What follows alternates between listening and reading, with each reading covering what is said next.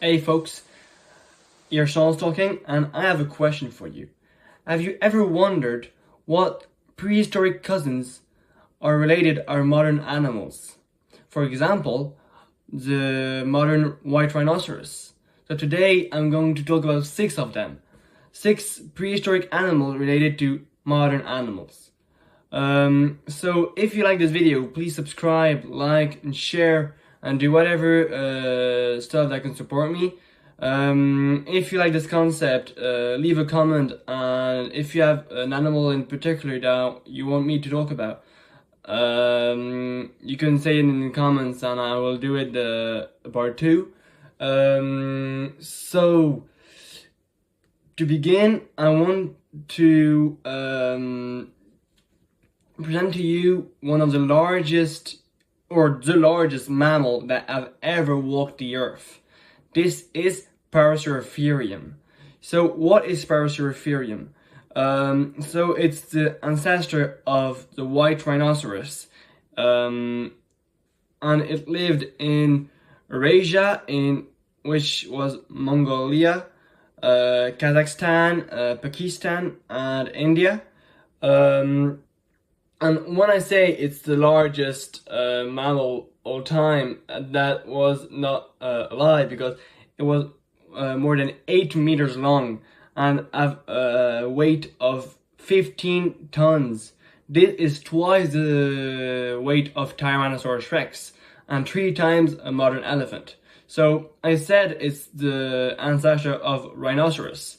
And this is correct, but it didn't have horn like these modern animals, and it was more likely look like an elephant mixed with a giraffe, because it has a long neck, no horns, some sort of rhinoceros mouth, big feet, but was very slow on land. So it was a big animal that roamed the forests of Asia and Eurasia during the Paleogene and the Neogene, and that was 33 and 23 million years ago. So it wasn't yesterday.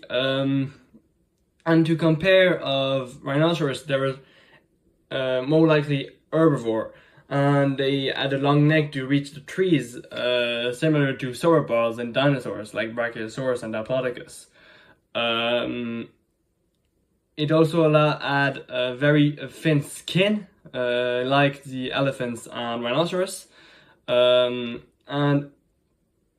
probably a very difficult life, because had a lot of flies and parasites, and its size wasn't easy. And so now, why did it went extinct? That is due to climate change, and the density of the forest became way more dense, and even its size was compared to a bus.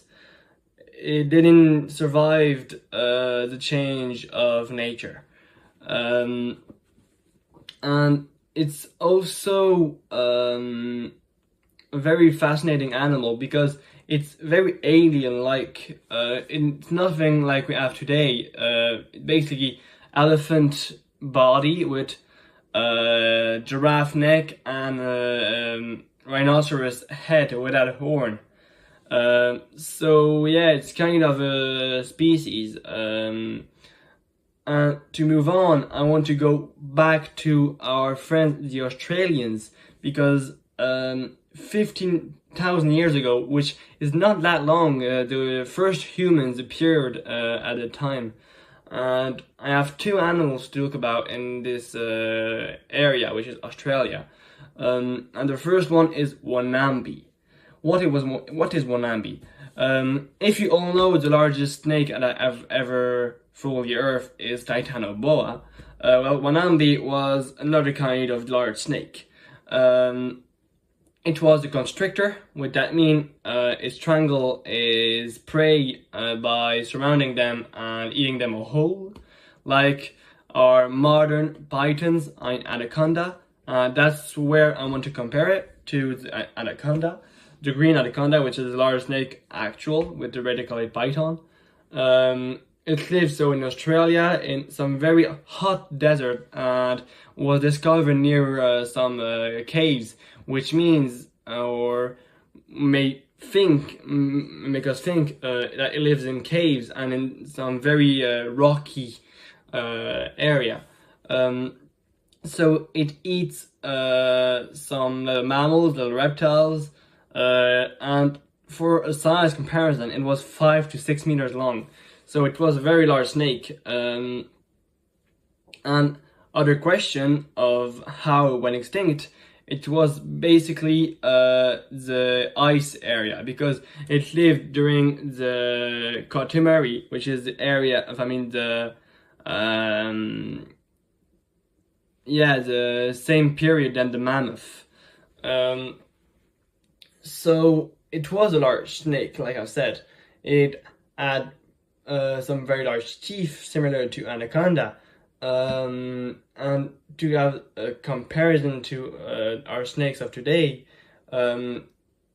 it was a bit different the area where it lived because the anaconda lives today in South America in a tropical rainforest, and the Monambi is kind of weird because it lived in some rocky and caves, and to have also a little anecdotic story, it lived at the same time that the first humans, and that is the other part of this extinction. Human killed Wanambi, but that wasn't always the case because Wanambi probably also prey on humans, even if it's not even likely because anacondas or python don't really attack humans.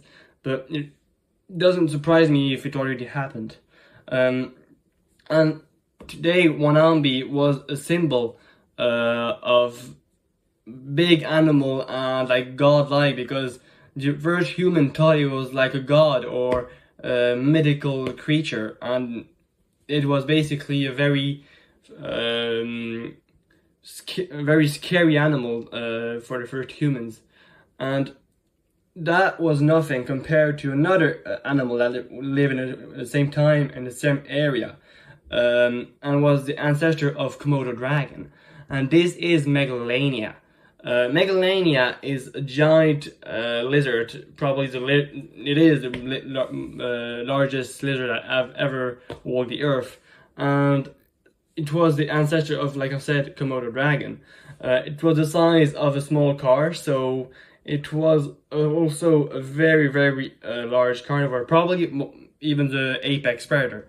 And apex predator means it's at the bottom of the food chain. You know, at the top of the pyramid. So it was the biggest predator in the area. It likely fed on big mammals, and we don't know if it lived in packs because Komodo dragon don't live in packs, but they kill their prey in packs. So it wouldn't surprise me if it did the same. But Megalania was also, like the Komodo dragon of today, a venomous creature, because even if the Komodo dragon isn't really venomous, it has bacteria in their saliva, which gives a very dangerous cocktail if you get bit. And this is probably a very animal that killed humans because it lived at the same time. It wouldn't surprise me. I mean, imagine you're one of the first human that have ever walked the earth, and you're walking into the very hot desert of Australia, and you encounter this very large lizard, look like a dragon, and I don't know what you can do. So people got afraid and they killed it. That's basically how it went extinct because of humans. That's not new, but Megalania was also a very fast animal, and probably also marine life because Komodo dragons are very, very good swimmers. And again, it wouldn't surprise me if it could swim the same way as Komodo dragons. So to go back to another prehistoric animals, we have the ancestors of lemurs, and this is Darwinius. It lived in Germany 43 million years ago, and this is the first animal of the classification primates that have come to our wonderful planet. And it lived in the rainforest, because before it was rainforest in Germany, and we know only one complete fossil of this individual, and this is a female juvenile with as a name is Ida.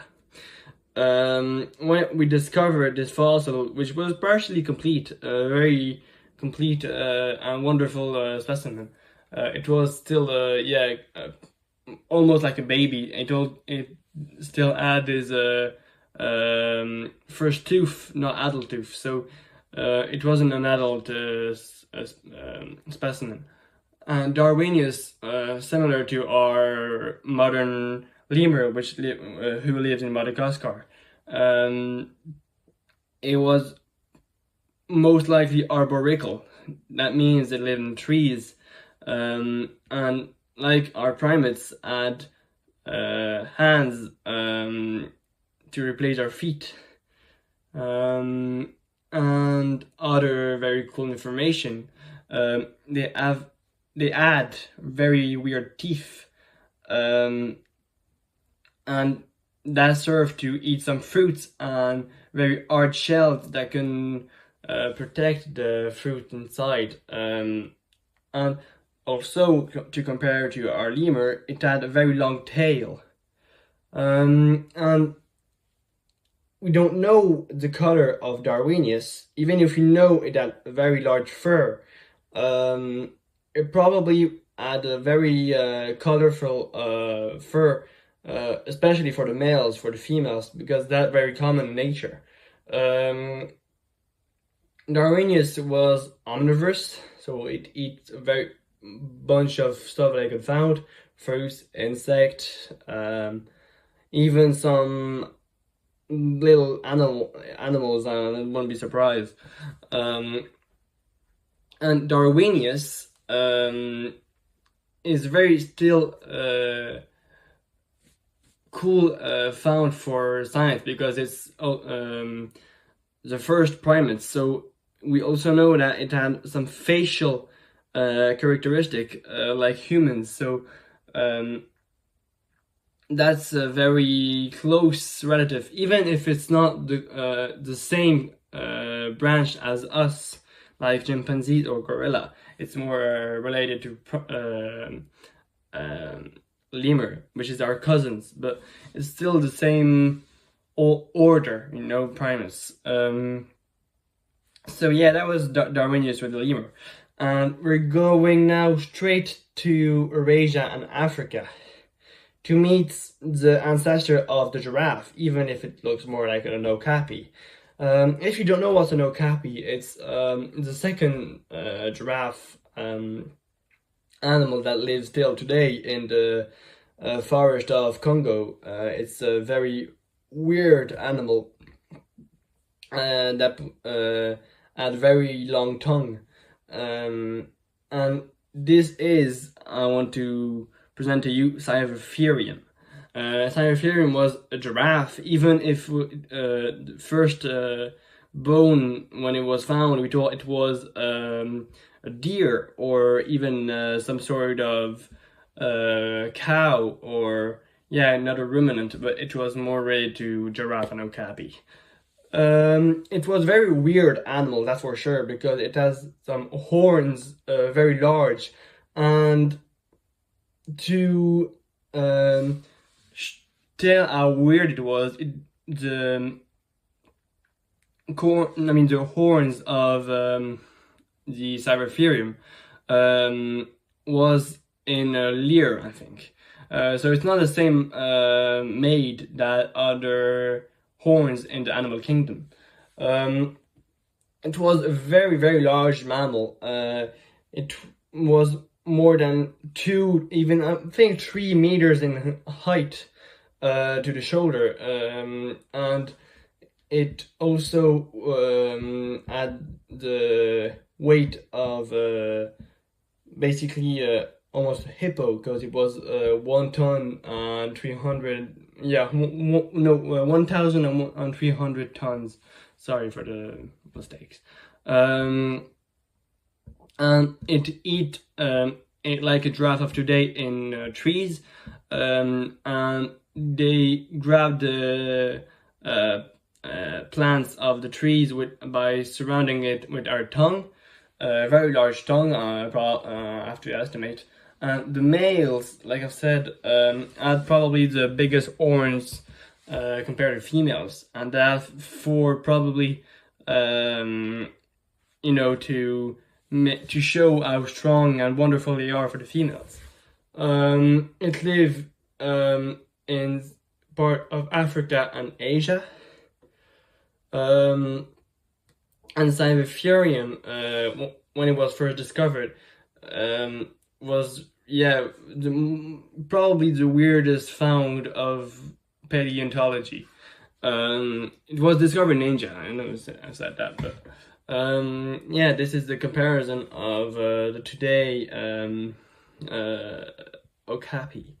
And now we're going to South America to show you the largest, I think it's the largest crocodilian that ever walked the earth, and this is Prehistoric. It's not a crocodile, it's more a caiman, and it fed into the ancestors of capybara and other small reptiles and mammals. And to show you how terrifying they were, they have a length of 12 meters in length, and probably have the weight of a small or even a medium-sized car. It had a very weird skull, and I wouldn't be surprised if it was capable to swallow a human whole. It was discovered near the rivers of Amazon, into Brazil and all these South American countries. It was like those other animals, apex predator, and it has some very large teeth, but not that large compared to modern crocodiles. And a very close teeth range in their mouth, and it had also a very strong bite force, which was capable to crushing some bones. And it was also a very good swimmer, because of course it's crocodilomorph. And to compare it with the other three crocodilomorph of the biggest crocodilomorph of all time, we have, like I said, Prehistoric, which probably was the largest. We had in the Cretaceous Deinosuchus and Sarcosuchus. And this is the big tree of the biggest crocodilians ever. Prehistoric was also probably the most, I think it's the scarier, because it has a very unique appearance, with a very rounded snot, nozzle, and was partially carnivore, so it was ambush predator, wading inside the water for prey to come at the surface. And that was the final animal. I hope this little video educational of modern animals compared to today animals was a good entertainment for you guys. If you liked this video, please subscribe, share, leave a like, and do all that kind of jazz. Thank you very much. I hope to see you next time, and maybe do a part 2 of other 6 animals with other 6 prehistoric creatures' nightmares of the dark past of Earth. So yeah, bye bye. See you next time.